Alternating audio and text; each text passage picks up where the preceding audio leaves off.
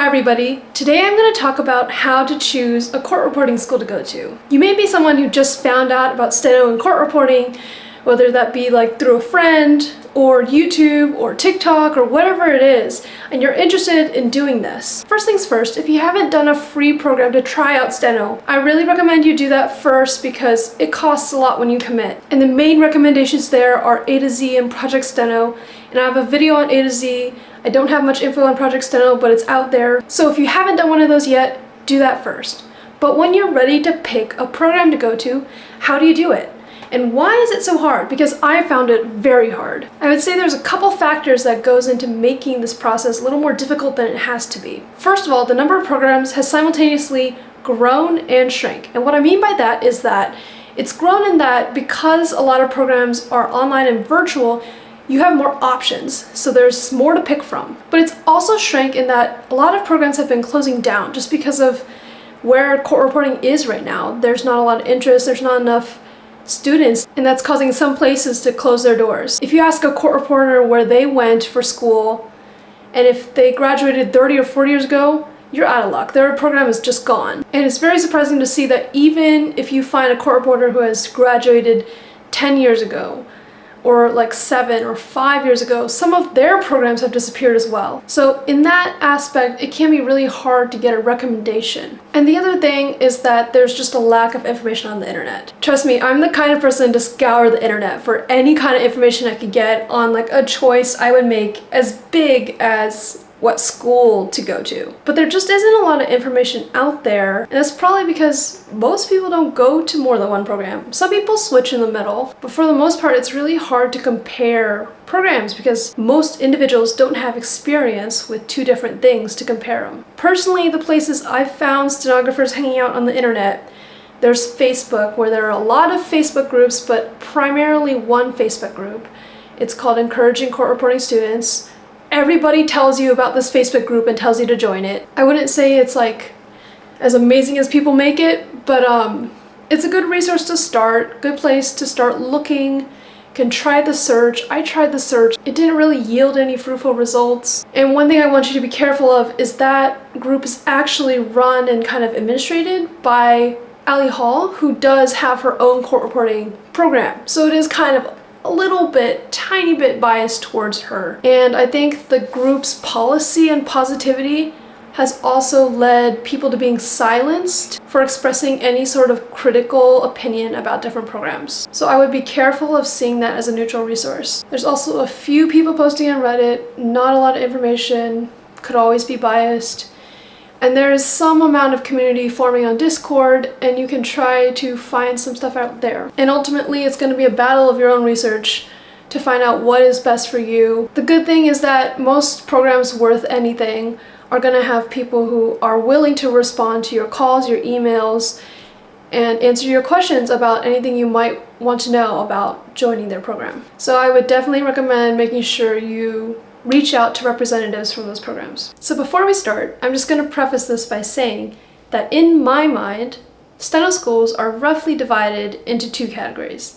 The first is NCRA list schools. And these schools aren't accredited or anything by NCRA, but they just follow a list of guidelines and have that stamp from NCRA. And most of them tend to be two-year colleges. And the other category is more independent, small schools that usually are run by just a couple of people, and it's kind of like a small business. And I want to be clear that both sides have pros and cons, and I don't think either one is better than the other by default. I'm just starting there so you can understand how it's categorized in my mind. And as for lists of schools, I'll put in the description the NCRA list, which is about 20 schools that are NCRA approved. There's a list from Stenograph, which I don't know what the standard was for putting things on that list, but it's a pretty decent list. And there's also a spreadsheet with a bunch of info on it of steno students trying to share more info about their programs with each other. And it's totally incomplete, but it's a good start. And I don't really know how many programs you're gonna miss by looking at these three lists, but I think between the three lists, there's enough schools to look into. And so as I go through the different characteristics by which you could judge these schools on whether you want to go to them or not, you can just kind of research them on like, how do they tick each box or don't, and figure out which ones fit your requirements. Okay, so we're just gonna go step by step here and talk about how you might think about each thing. first we'll start with the things that were important to me when choosing. Number one, when does it start? For me, I found out about steno in September, and I kind of had my trial period. I went through A to Z everything in the fall. So one of my biggest concerns was I did want to start soon, because the sooner I can do school, the sooner I can certify, the sooner I can work. That was important to me, and especially if programs didn't start until the next fall, I couldn't wait for that. So I needed something that would be starting soon. And what I learned through my research was that most programs do have a start in winter, or some have rolling starts, some have starts every few months. And so even though I was worried about this, I quickly found out there weren't many programs I could eliminate based on when they started. Now that was the case for me, but I would say that some programs, especially the more college-like programs, may not allow a start in the summer. So if you find out about like this time of year, like March, April, May, June, you may have to be waiting until August or September. The next question is it in person or is it remote? And this is a really easy one. After COVID, as far as I understand the context of how things happened, many schools learned to go online and just stayed online. Considering the downtrend in the number of students, this allowed programs to attract students from places that weren't local, and thus keep a larger student group. And it's my general understanding that you're not going to find a lot of IRL programs now. If you do want to go in person, you're just not going to have a lot of options. At first, I would have loved to go to an in-person program, but the fact is there's just nothing around me for states. So if you want to go to steno school, you're probably going to be going virtually. There's a couple of colleges that may have some hybrid options where you could come in for a couple days. So if it's that important to you, you can search for those programs, but I'm just going to let you know there's not a lot. And you're going to give yourself the best choices and possibilities by going with something remote. And the positive aspect of that is you basically have your pick between anything in the country. The next thing I was worried about was, will the program leave me options for any sort of career I want at the end? As you dive into steno, you'll probably find out about the different kinds of careers that you can have. There's court reporting, there's cart captioning, and even broadcast captioning. I'm still deciding, I'm not fixed yet. And I wanted to be sure that all the options would be available to me as I graduated the program. The reality is, specializing really doesn't come until you're almost done graduating. And pretty much any program which is training you for the 225 is going to get you there. Unless you're really sure what you want to do. If a program describes itself as only for captioning or only for judicial reporting, that might be something you want to be careful about. But again, even though this was a concern of mine, ultimately it wasn't really a limiting factor because most programs allow for anything. It did happen that the program I did pick has an emphasis on providing you with resources for all the careers though. The next thing that was important to me was the size of the program. And when I say size, I mean both having a lot of instructors and having a lot of students. I think just overall having more in the program means that there's more resources and points to the fact that it's in a healthy state. Now that's not to say that some of the smaller programs aren't any good. There's plenty of programs with a single instructor that have great reputations. But on the other hand, there's some programs that just look really small and don't give you confidence that they aren't the next school to close down. Okay, now we're getting into tricky territory. The next thing I wanted to know about the schools I was researching was their graduation rate. And this is a really hard statistic to get out of schools. First of all, steno students graduate at different timelines. There's people who graduate in 2 years, 3 years, 5 years, and it's hard for steno schools to decide that a certain year cutoff has to be used to measure graduation rate, unlike normal colleges. They're also hesitant to include like the number of students who drop out in the very first semester, or the number of students who maybe transfer away to another program, or the students who transfer in from another program. And with all the talk about the mythical 90% dropout rate, it was difficult for me to find this information out about different programs. So ultimately, although this was a concern of mine, I wasn't able to really use it to choose my school. In the end though, after pressing for it, the school I did end up choosing did let me know a couple of numbers about how many students were graduating in the last year. And just seeing that there is some number of people graduating gave me enough confidence compared to all the other programs who didn't even give me a number. Here's another one. It's theory taught. And this one's a huge one because it can have a direct effect on how long it takes you to get to graduation. For the record, a lot of the independent programs teach Magnum, and that's a great one. I've heard a lot of Magnum students come out of theory at really high speeds, which allow them to get to that 225 with a lot less speed building. On the flip side, a lot of the colleges and schools on the NCRA list don't teach Magnum. Some will teach Sten Ed, real write, real time, EV360. I've heard all different kinds of answers. And for the most part, if it's a reputable program that graduates students, you can't really go wrong. Overall, I'll make a video another time on how to pick which theory to learn. And hopefully that can help you a little more on how to choose based on this condition. Alright, so personally those are the characteristics that are the most important to me when I was choosing my schools. But here's a few bonus ones that might be important to you and how I would suggest to think about them. So the first one is, how much does it cost? And do they take financial aid? Again, going back to that general idea that we split the schools into NCRA list schools and the independent programs, most of the NCRA schools are relatively more expensive, but a lot of them are also the colleges that accept federal financial aid. So if that is a big factor for you, you're really going to have to go to this side, because most of the independent programs don't take any sort of financial aid. On the flip side though, the independent programs tend to be magnitudes cheaper if you're paying out of pocket. And I made a different video about that, so check it out. Personally, I'm really privileged that my parents are sponsoring my education, so price and cost was not a factor for me, especially when you compare it to the price of my bachelor's degree. I'm gonna say this marker is making my handwriting look whack.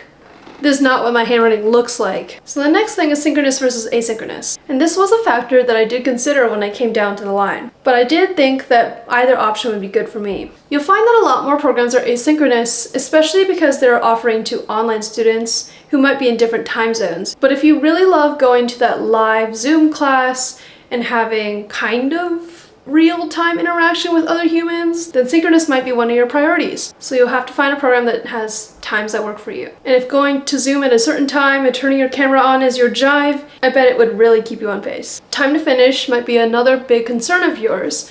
And as I mentioned before, this is going to be affected by what theory you're being taught, and it's also going to affect how much your cost is, because usually the more semesters you take, the more your cost goes up. That being said, almost every court reporting program I've seen out there advertises 2 years on the box, and that's just an advertisement, but there isn't really much to compare there. Nobody really gives you a straight answer about how long it's going to take you, because they always say it's up to you and how hard you work and what kind of student you are. And for the most part that's true, but it's also a little bit avoidant of not giving an answer. The next one is, what do you get at the end of the schooling? Do you get a certificate? Do you get a degree? Do you get none of those? Usually only the accredited colleges will be able to give you a certificate or a degree. And for your information, pretty much every court reporting degree is an associate's. But if you don't need an associate's degree, you don't have to have one. In fact, the requirements to work in most states don't include having a certificate or a degree, which makes it possible for you to go to some of the cheaper programs like the independent programs. But that just depends on what state you plan to work in. And as far as I've heard, no one in this field looks at your degree or what sort of certificate you have. They only want to see your certification, like the RPR or the state certification, and that's really the most important thing. So if your program prepares you to pass that certification exam, that's all you really need. For my state, there's no requirement to have this, so I had my pick of anything. So I would encourage you to look up the information for your state or whichever state you want to work in. I'll put one resource I know in the description that has a list of like the requirements for each state. One thing you might be concerned about is location. My advice on this characteristic, don't worry about it. Because as I mentioned before, it's most likely you don't live near a court reporting program, and even if you do, they might be virtual. And even if you do, it might not even be one of the good ones. If location is important to you, you can definitely search around you.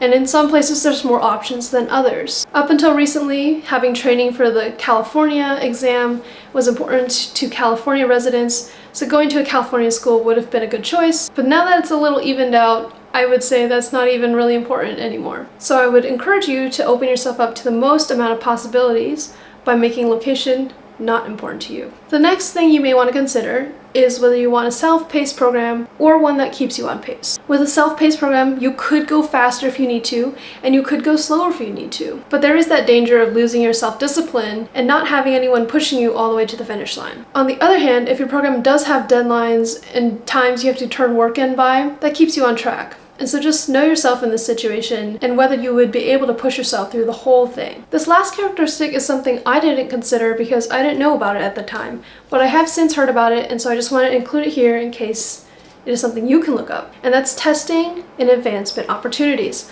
So the first is testing, and that's referring to speed tests. If you want to find about speed tests, I made a video about that. And most people say that you just want to have as many testing opportunities as possible and be given the opportunity to test often. And so that's something you can research, asking, How often do you offer speed tests? So far, I haven't really felt what it means to need the frequent opportunities myself yet, personally, but I've heard that, so passing on what I've heard. And then advancement. I've read some random post on the internet that's like, I'm gonna fail this speed building class for the 3rd time and they're gonna kick me out of the program if I don't make it.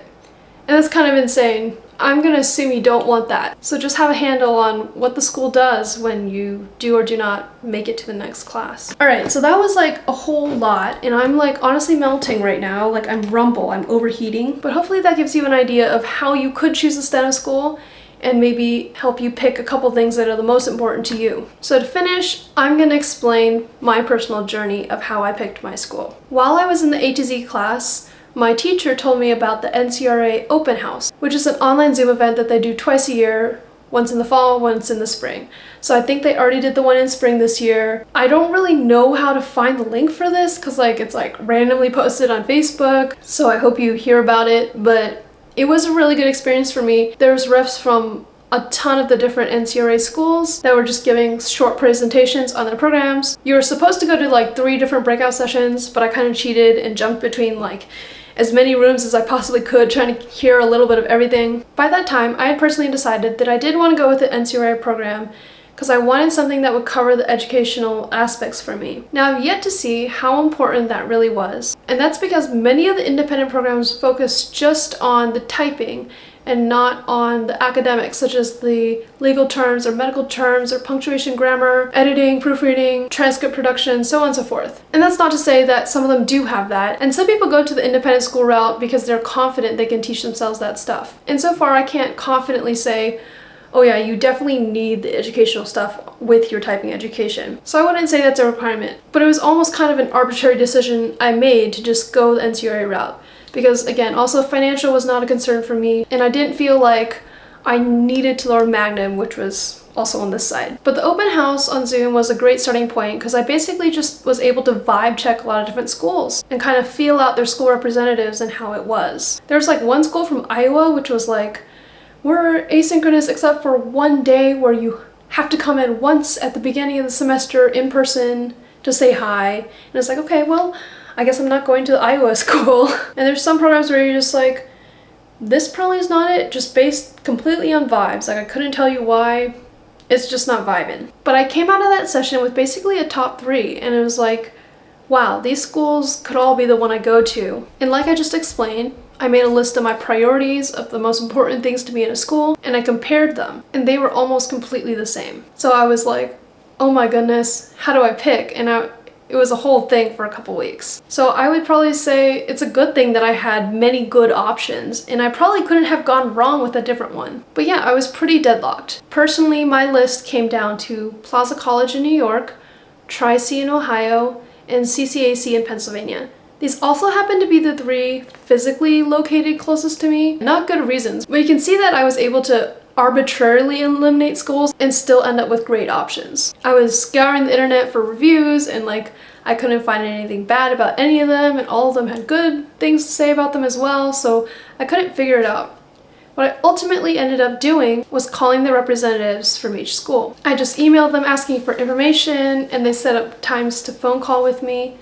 And I wrote a list of my questions I wanted to ask them, and I asked them, made note sheets while I took their calls. And yeah, I actually only ended up calling 2 out of the 3, but by that time, I think I had figured it out. To me, on my top 3 list, my experience calling Plaza was very nice. They're very polished, they're very professional about how they do things.